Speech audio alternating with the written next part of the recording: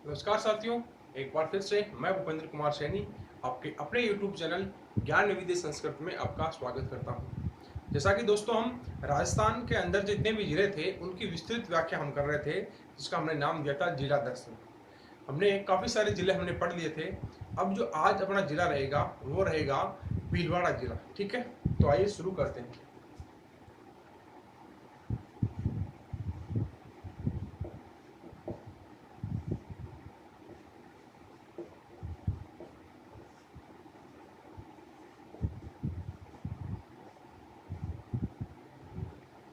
बात करें भीलवाड़ा जिले की, तो कह सकते हो कि अपनी ऐतिहासिक पृष्ठभूमि भी इसकी काफ़ी सारी कह सकते हो कि मजबूत रही है।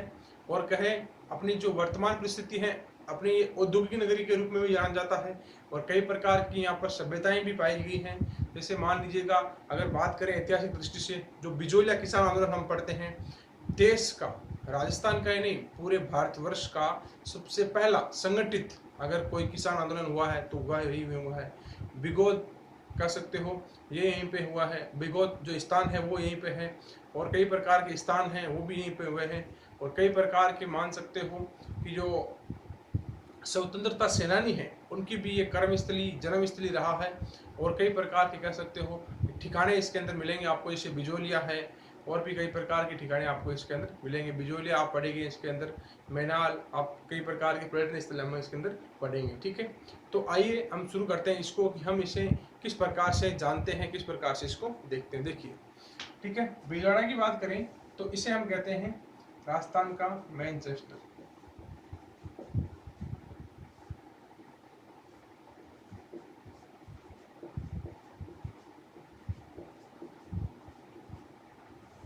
राजस्थान का मैनचेस्टर। राजस्थान का मैनचेस्टर किस वजह से कहते हैं, ध्यान रखना। तो इसे कहते हैं अपन सूती वस्त्र उद्योग के लिए, सूती वस्त्र उद्योग के कारण। कैसे, देखिए, जो मैनचेस्टर है, ये मैनचेस्टर है लंदन का एक शहर है। लंदन का एक शहर है जहां पर सबसे ज्यादा सर्वाधिक विश्व में सर्वाधिक सूती वस्त्र का उत्पादन होता है।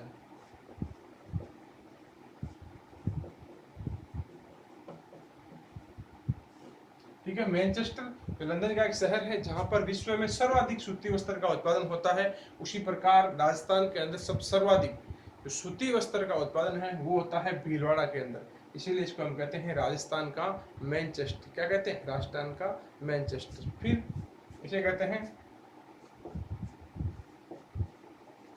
राज्य की टेक्सटाइल सिटी।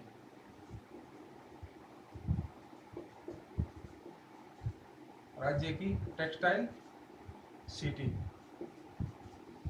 टेक्सटाइल सिटी बात करें, जो कपड़ा उद्योग है उसे कहते हैं हम टेक्सटाइल उद्योग। क्या कहते हैं? टेक्सटाइल उद्योग। कपड़ा उद्योग कहते हैं अपन टेक्सटाइल उद्योग।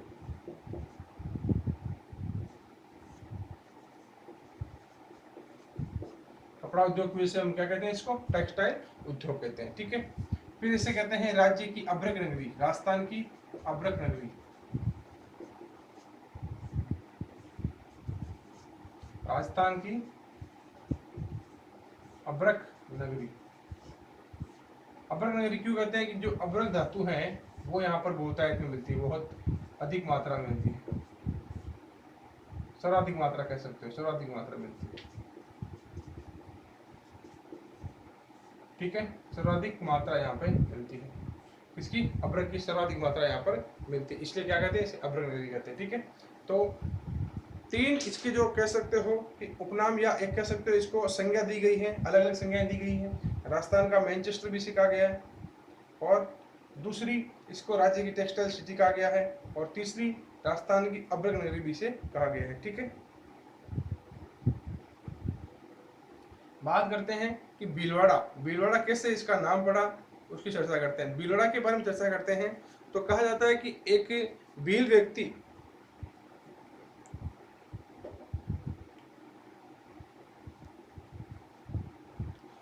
कहते हैं कि एक भील व्यक्ति था जो कि भीलवाड़ा के अंदर एक स्थान पर एक मंदिर बनाता है शिव जी का, एक शिव जी के मंदिर की स्थापना करता है, एक शिवालय की स्थापना करता है। और इसके आसपास जो बस्ती बसी, उसी के कारण इसको कहा गया भीलवाड़ा। एक भील व्यक्ति के कारण इसे क्या कहा गया, भीलवाड़ा। उसके आसपास पूरी बस्ती बस गई, ठीक है, उसी वजह से कहा जाता है भीलवाड़ा, ठीक है। अब देखिएगा, बात करते हैं भीलवाड़ा के अंदर प्रमुख मेले की और मंदिरों की, पर्यटन स्थलों की, इनकी बात है।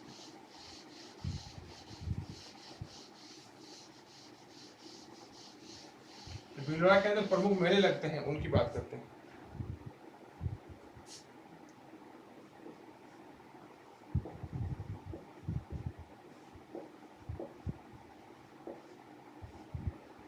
ठीक है, प्रथम मेले की बात करते हैं।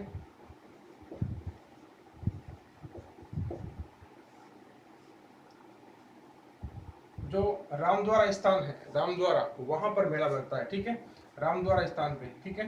मेला कौन सा है, फूलडोल उत्सव, या फूलडोल लिख ले पहले, आप सही रहेगा ना।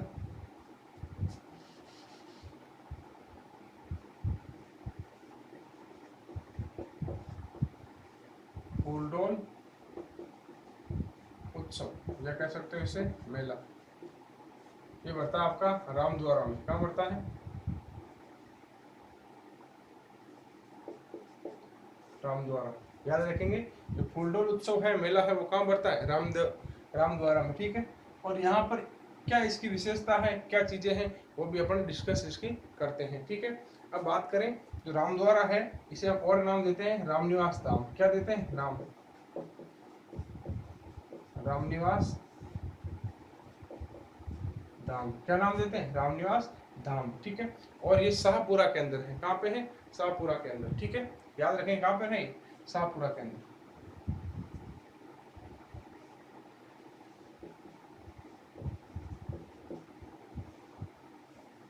ठीक है, बात करें कि जो रामद्वारा है, इसकी स्थापना किसने की थी, यहाँ पर रामसनई संप्रदाय का। किसका, रामसनई संप्रदाय, रामसनई संप्रदाय का मेला है। किसका, रामसनई संप्रदाय का मेला बढ़ता है यहाँ पर, ठीक है। बात करें रामसनई संप्रदाय की स्थापना, तो संत रामचरण जी ने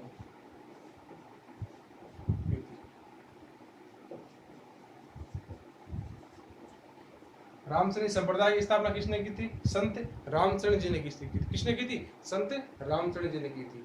अगर बात करें कि ये राज्य का सबसे बड़ा रामचरण मेला है, राज्य का सबसे बड़ा रामचरण संप्रदाय का मेला,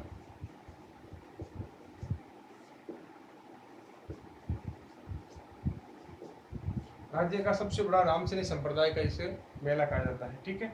अब ये मेला बढ़ता कब है, मेला बढ़ता है आपके चैत्र कृष्ण प्रतिपदा से पंचमी तक, ठीक है। यहाँ लिख देता हूँ, चैत्र कृष्ण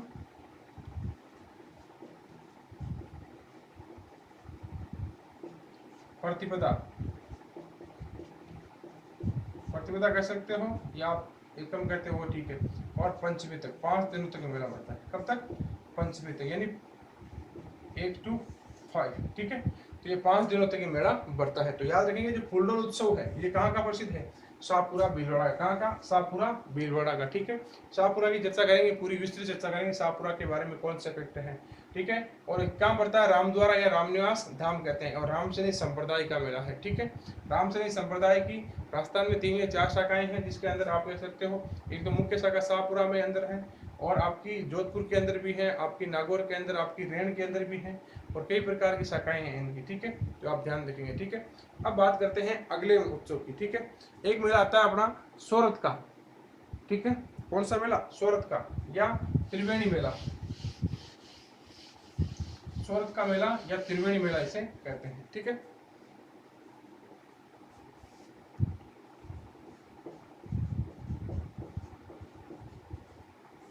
सोरठ या त्रिवेणी मेला, ये बढ़ता है बिगोद गांव में। कहां पे बढ़ता है, बिगोद गांव,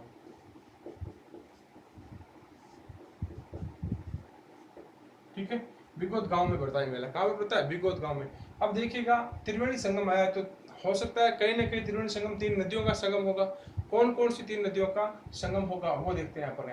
यहाँ पर जो नदियां हैं वो कौन सी है, बनास, मेनाल और आपकी बेड़च। 3 नदियां हैं, कौन कौन सी, बनास, मेड़च और बनास, मेनाल और बेड़च, 3 नदियों का समूह है। ठीक है, तो ये नदियां हैं आपकी 3 नदियां, यानी इन 3 नदियों का ये संगम स्थल है। इस स्थान पे मेला बढ़ता है, सोरठ। ठीक है, इस स्थान पे मेला बढ़ता है, याद रखेंगे आप। ठीक है, और ध्यान रखना जहां पर भी 3 नदियों का त्रिवेणी संगम होता है वहां पर शिव जी का मंदिर पाया जाता है। क्या पाया जाता है, शिव जी का मंदिर पाया जाता है। तो यहाँ पर एक शिव जी का मंदिर भी है जिसे नीलकंठ महादेव मंदिर भी कहा जाता है, उसकी चर्चा हम आगे करेंगे। ठीक है, ध्यान रखना सोरठ का मेला किस गांव में बढ़ता है, त्रिवेणी बिगोद गांव में बढ़ता है त्रिवेणी का मेला। ठीक है, और ये मेला बढ़ता है कब, शिव जी का मेला है तो महाशिवरात्रि को बढ़ता है। कब बढ़ता है, महाशिवरात्रि को। कब बढ़ता है, महाशिवरात्रि को, याद रखना आपको। ठीक है, और महाशिवरात्रि कब आती है आपकी, त्रयोदशी को आती है। कब आती है, त्रयोदशी को, ध्यान रखेंगे। ठीक है, तो याद रखना कि जो महाशिवरात्रि है वो फाल्गुन महीने में कृष्ण पक्ष, फाल्गुन महीने में कृष्ण पक्ष में त्रयोदशी को, त्रयोदशी जिसे तेरस कहते हैं। ठीक है, उसमें आती है। तो याद रखेंगे ये भी मेला आप सोरठ त्रिवेणी का मेला पूछ जाए तो बिगोद गांव में सोरठ का मेला भी इसे कहते हैं। और त्रिवेणी संगम है यहाँ पे बनास, मेनाल और बेड़स नदियों का। ठीक है, इन तीनों नदियों की हम चर्चा करेंगे आगे। ठीक है, अब ध्यान रखना जो मेला बढ़ता है शिव जी का, यहाँ पर एक मंदिर बना हुआ है इसी स्थान पे। इसी स्थान पे क्या बना हुआ है, एक मंदिर बना हुआ है, ये शिव जी का मंदिर है। यहाँ पे शिव जी का मंदिर बना हुआ है, भगवान शिव का शिवालय है। क्या है, शिवालय है यहाँ पे। तो ये मेला बढ़ता है, शिव जी का मेला बढ़ता है। तो याद रखेंगे इसको आपकी 3 नदियों का समूह है। कौन कौन सा, बनास, मेनाल, बेड़च, और कौन सा गांव है, बेगौत गांव। ठीक है, ध्यान रखेंगे। उसके बाद में बात करें अगले मेले की,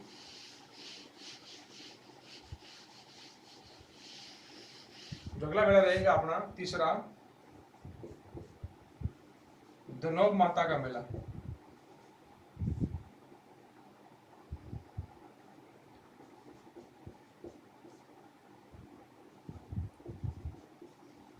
धनौब माता का मेला, और ये बढ़ता है धनौब गांव में, गांव के नाम से ही है। ठीक है, धनौब गांव में है, भीलवाड़ा के अंदर, ध्यान रखना। ठीक है, अब बात करें कि ये कब बढ़ता है, ये भी आपके चैत्र शुक्ल प्रतिपदा से,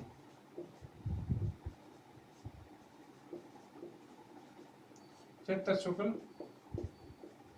प्रतिपदा से पंचमी तक। ध्यान रखना चैत्र शुक्ल प्रतिपदा से पंचमी तक पड़ता है। और मेला कौन सा है, धनौब गांव, धनौब माता का मेला जो धनौब गांव के अंदर बढ़ता है। ठीक है, याद रखेंगे आप। ठीक है, आगे बात करें सवाई भोज का मेला। सवाई भोज का मेला जो बढ़ता है आपका आसिन, कहाँ बढ़ता है, आसिन भीलवाड़ा। ठीक है, और देवनारायण जी का मेला,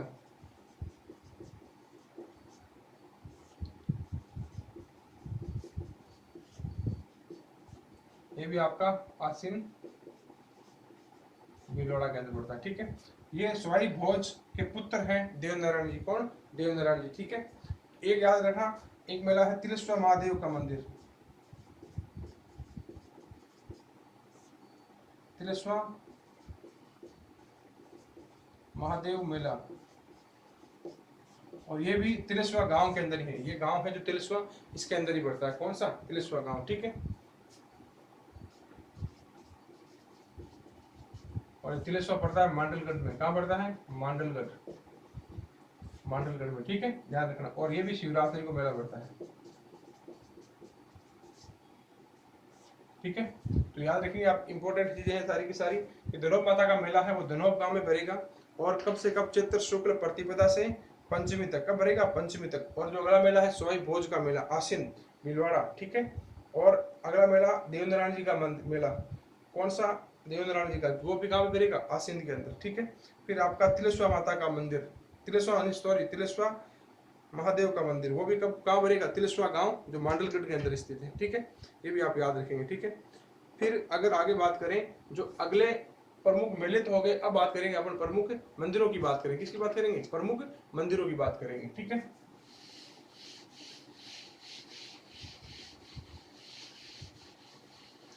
प्रमुख मंदिर, प्रमुख पर्यटन स्थल, इनकी चर्चा अपन करेंगे, ठीक है। पहली बात कर ले अपन प्रमुख मेलों की। प्रमुख मंदिर की, सॉरी मेले कर चुके हैं अपन, प्रमुख मंदिर की बात करें। पहला है मंदिर रामद्वारा, जिसे हम कहते हैं राम निवास धाम।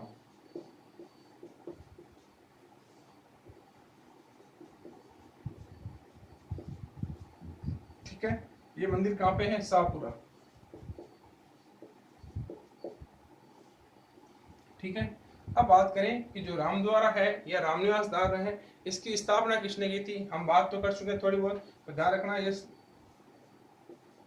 रामसनई संप्रदाय,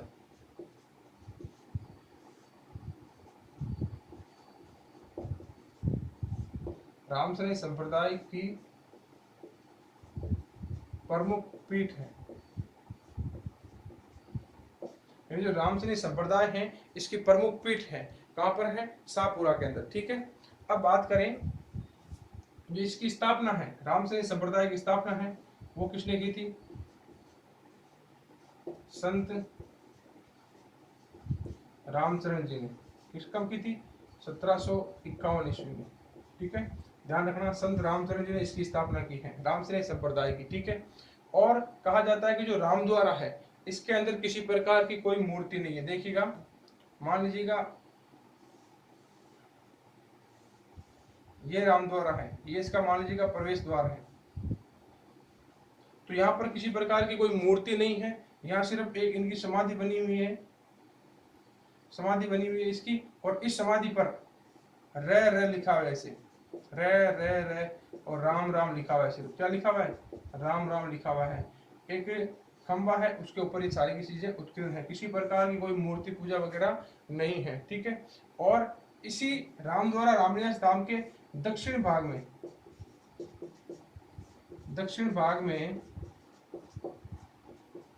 छतरियां बनी हुई हैं। क्या बनी हुई है? छतरियां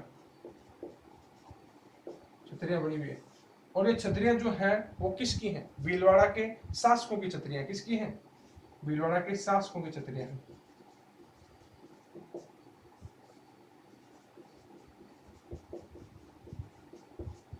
भीलवाड़ा के शासकों की छतरियां, ध्यान रखना। अगर आपसे पूछा जाए भीलवाड़ा के शासकों की छतरियां कहाँ बनी हुई है, तो आप ध्यान रखेंगे रामनिवास धाम। सिर्फ ये रामसनई संप्रदाय नहीं है, उसके दक्षिण भाग के अंदर जो भीलवाड़ा के शासक हुए थे जितने भी, उनकी छतरियां यहाँ पर बनी हुई है, ठीक है। अब ध्यान रखना कि रामसनई संप्रदाय का जो प्रमुख उत्सव है फूलडोल महोत्सव, फूलडोल महोत्सव, ये क्या बनाते हैं? इनका जो प्रमुख मेला है, या कह सकते हो कि जो रामसनई संप्रदाय में रामचंद्र जी की याद के अंदर, कब? रामचंद्र जी की याद के अंदर फूलडोल महोत्सव मनाया जाता है। क्या मनाया जाता है? फूलडोल महोत्सव, ठीक है। और ये फूलडोल महोत्सव है चैत्र कृष्ण प्रतिपदा से पंचमी तक चलता है,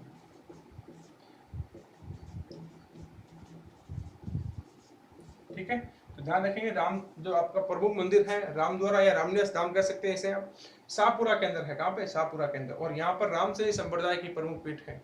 और आपके और भी इनकी पीठें हैं, जैसे खेड़ापा है, रेण है, और भी जगह पीठें हैं इनकी, ठीक है। लेकिन आपको मुख्यतः ये ध्यान रखनी है, ठीक है। यहाँ पर रामचंद्र जी ने रामसनई संप्रदाय की स्थापना की थी 1751 के अंदर, ठीक है, ध्यान रखेंगे आप। और यहाँ पर किसी प्रकार की कोई मूर्ति वगैरह नहीं है, किसी प्रकार की कोई मंदिर वगैरह नहीं है, यहाँ सिर्फ एक खुला दरबार है पूरा का पूरा। और यहाँ पर एक समाधि बनी हुई है, और समाधि के स्तंभ पर र का उत्कीर्ण है बहुत बार, और राम राम लिखा हुआ है, ठीक है। और दक्षिण भाग में यहाँ पर छतरियां बनी हुई हैं जो भीलवाड़ा के शासकों की छतरियां हैं, ठीक है, इसी रामद्वारा के अंदर, रामनिवास धाम के अंदर, ठीक है।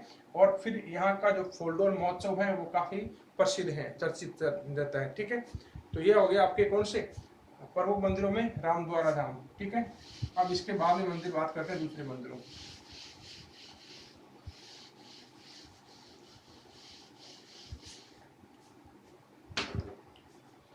आगे बात करें दूसरे मंदिर की, सवाई भोज का मंदिर।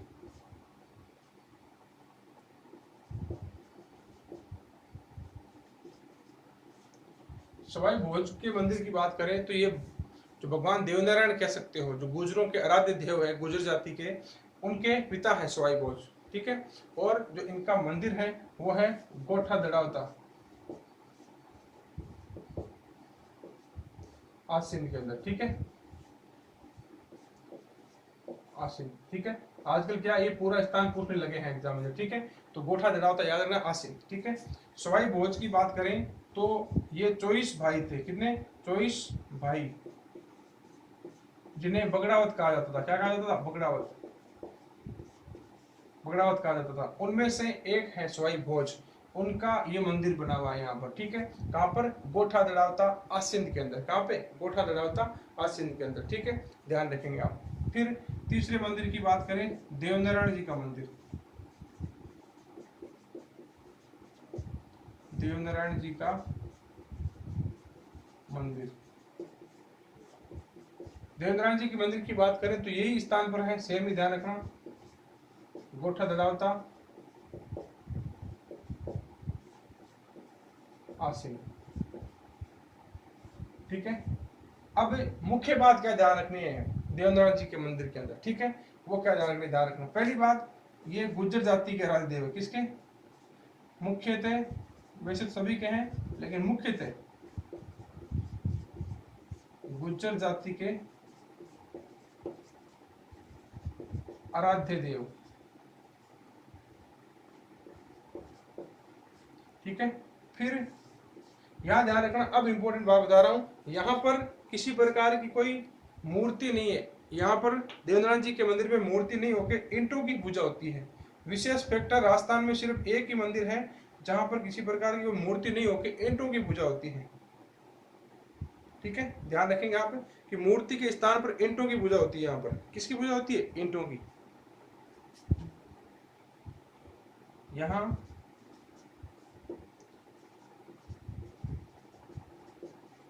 देवनारायण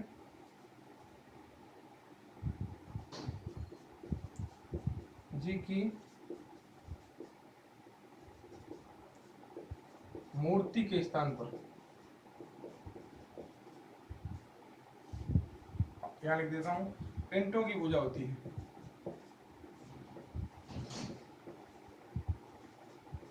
ईंटों की पूजा, ठीक है। ध्यान रखेंगे कि देवनारायण जी के मंदिर के अंदर किसी प्रकार की कोई मूर्ति वगैरह नहीं है, यहाँ पर ईंटों की पूजा होती है। किसकी पूजा होती है, ईंटों की। तो ध्यान रखेंगे प्रमुख रूप से देवनारायण जी का मंदिर जो गोठा दलावता के अंदर है, और देवनारायण जी सवाई भोज के पुत्र है, किसके, सवाई भोज के, और उन्हें भगवान विष्णु का अवतार मानते हैं ये लोग। गुर्जर जाति के अंदर इन्हें क्या मानते हैं, भगवान विष्णु का अवतार माना जाता है, ठीक है। और कहते हैं कि सवाई भोज की मृत्यु का बदला देवनारायण जी ने लिया था, ठीक है। और इनके चाचा ने इनकी पिता की हत्या की थी, तो इन्होंने अपने चाचा से इनका बदला लिया था, ठीक है। तो ध्यान रखेंगे, जो सवाई भोज का मंदिर हो गया और देवनारायण जी का मंदिर हो गया, ठीक है।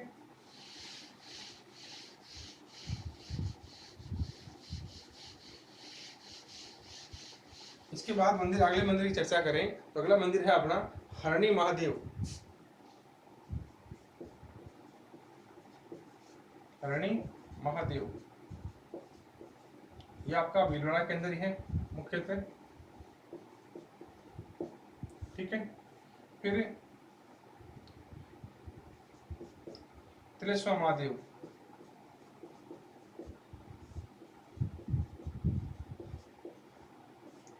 तिलेश्वर महादेव, ये आपका कहां पे पड़ता है, तिलेश्वर महादेव। ध्यान रखना, तिलेश्वर महादेव, तिलेश्वर गांव, तिलेश्वर मांडलगढ़,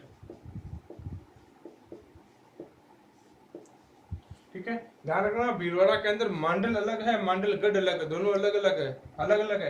मांडल अलग रहेगा, मांडलगढ़ अलग रहेगा, दोनों एक मत करना भाई, ठीक है। आगे धनौप माता का मंदिर,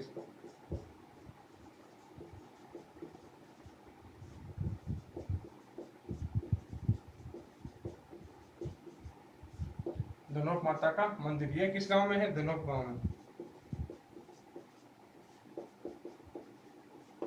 ठीक है। ध्यान रखेंगे धनौप माता का जो मंदिर है वो कहाँ पे है? धनौप गांव के अंदर है, ठीक है।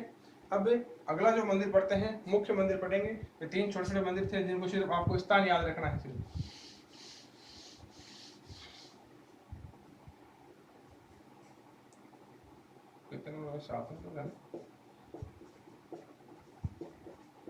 बाईसा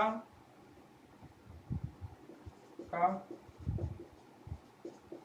मंदिर, ठीक है। ध्यान रखना बाईसा का मंदिर अगर कोई जाएगी राजस्थान में, बाईसा का मंदिर कहाँ है? तो भीलवाड़ा के अंदर स्थान है गंगापुर, ठीक है, भीलवाड़ा के अंदर है, ध्यान रखना। गंगापुर सिटी अलग है, गंगापुर अलग है, गंगानगर अलग है, तीनों अलग अलग है, ध्यान रखना, ठीक है। याद रखेंगे बाईसा का मंदिर। अब ये प्रसिद्ध क्यों हुआ, क्यों प्रसिद्ध हुआ, क्या इसके पीछे की ऐतिहासिक महत्व है इसका, ये ध्यान करेंगे, ठीक है। तो ध्यान रखना बाईसा का जो मंदिर है वो किसके नाम से बना हुआ है? तो बाईसा का मंदिर है वो आप कह सकते हो कि गंगा नाम की एक महिला, या कह सकते हो गंगा नाम की जो रानी है आपके, जो मध्य प्रदेश की, मध्य प्रदेश का एक शासक है, उसकी पत्नी है, उसके नाम पर यह मंदिर बना है, ठीक है। तो बात कर लेते हैं उसकी, ठीक है। बात करें तो गंगाबाई है, बाईसा का मंदिर है, यहाँ पर गंगाबाई की छतरी है, क्या है? गंगाबाई की छतरी है, गंगाबाई की छतरी है। अब बात करें गंगाबाई की छतरी यहीं पे बनी हुई है, तो गंगाबाई कौन है? मैं कह रहा था ना आपको कि मध्य प्रदेश के अंदर एक स्थान है, वहां के शासक की पत्नी है, और ये क्या करती है, जो उदयपुर के जो राणा है, उदयपुर के राणा है, और उदयपुर के जो राणाओं के साथ कुछ संबंध गड़बड़ हो जाते हैं, उनके साथ ये क्या करती है, सुलह करवाती है, क्या करती है, सुलह करवाती है, ठीक है। तो ध्यान रखना एमपी के अंदर, मध्य प्रदेश के ग्वालियर, ग्वालियर के माधोजी सिंधिया, सिंधिया की पत्नी है ये, किसकी? माधोजी सिंधिया की पत्नी है, ठीक है। मध्य प्रदेश के जो ग्वालियर कस्बा है वहां की माधोजी सिंधिया की पत्नी है, और ये क्या करती है, जो उदयपुर के राणा है, कौन? उदयपुर के राणा है, उनके उमराई के मध्य,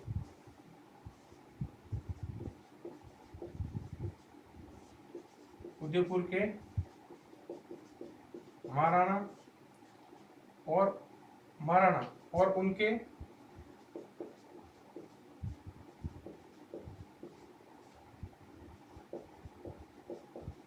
उमराव एक पद होता था, उमराव देव के मध्य,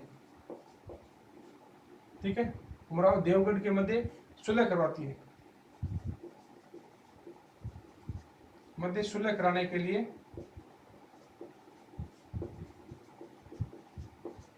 करवाने जाती है, और बीच रास्ते में ही इनकी मृत्यु हो जाती है, और जिस स्थान पे इनकी मृत्यु हुई उसी स्थान पे इनकी छतरी बना दी, गंगाबाई की छतरी, और एक मंदिर बना दिया गया, इसे हम बाईसा का मंदिर के नाम से जानते हैं, ठीक है। ध्यान रखेंगे बाईसा का मंदिर, ठीक है। उमराव देवगढ़ राय पूरा नाम, ठीक है, देवगढ़ राव, ठीक है। तो ध्यान रखना कि ये बाईसा पूरा, अगर पूरा नाम आते तो बाईसा महारानी का भी कह सकते हो, पूरा नाम ऐसा भी आ सकता है बाईसा महारानी, बाईसा महारानी का मंदिर, ठीक है, बाईसा महारानी का मंदिर या बाईसा का मंदिर, ठीक है। तो गंगाबाई की छतरी बनी हुई है, किसकी याद में बना हुआ है? गंगाबाई। गंगाबाई कौन थी? जो ग्वालियर, मध्य प्रदेश के अंदर जो ग्वालियर प्रांत आता है उसके जो माधोजी सिंधिया है उनकी पत्नी है ये, और ये उदयपुर के जो राणा है, महाराणा है, और जो उदयपुर के महाराणा के जो उमराव है देवगढ़, उनके मध्य सुलह करवाने के लिए जाती है, और बीच रास्ते में इनकी मृत्यु हो जाती है, और उसी स्थान पे उनकी छतरी बना दी जाती है, और उसी स्थान पर इनका एक मंदिर है जिसे हम कहते हैं बाईसा महारानी का मंदिर, ठीक है। याद रखेंगे आप इसको, ठीक है। अब आगे मंदिर की बात करें, एक इंपॉर्टेंट मंदिर याद रखना, एक इंपॉर्टेंट मंदिर है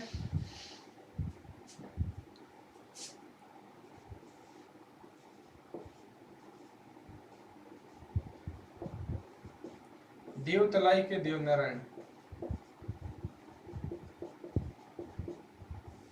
देवतलाई के देवनारायण, याद रखना देवतलाई के जो देवनारायण है ये देवतलाई गांव के अंदर है। कहाँ पे है? देवतलाई। अब इनको क्यों पढ़ रहे हैं, क्या कोई मुख्य वजह है इनकी? बिल्कुल मुख्य वजह है। ध्यान रखना कैसे कि जो ये कस्बा है आपका देवतलाई कोटड़ी के अंदर आता है। कहाँ पे आता है? कोटड़ी।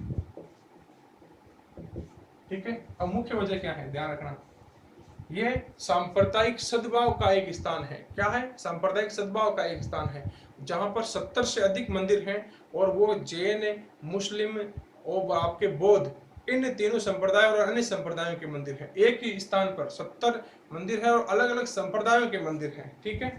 तो इसे कहते हैं सर्वधर्म सौभाव मंदिर, सर्वधर्म सौभाव मंदिर। इसी एक ही मंदिर के अंदर जैन, मुस्लिम, बौद्ध व अन्य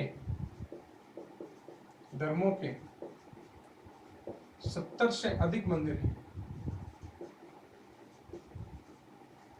70 से अधिक मंदिर हैं, ध्यान रखेंगे। ठीक है।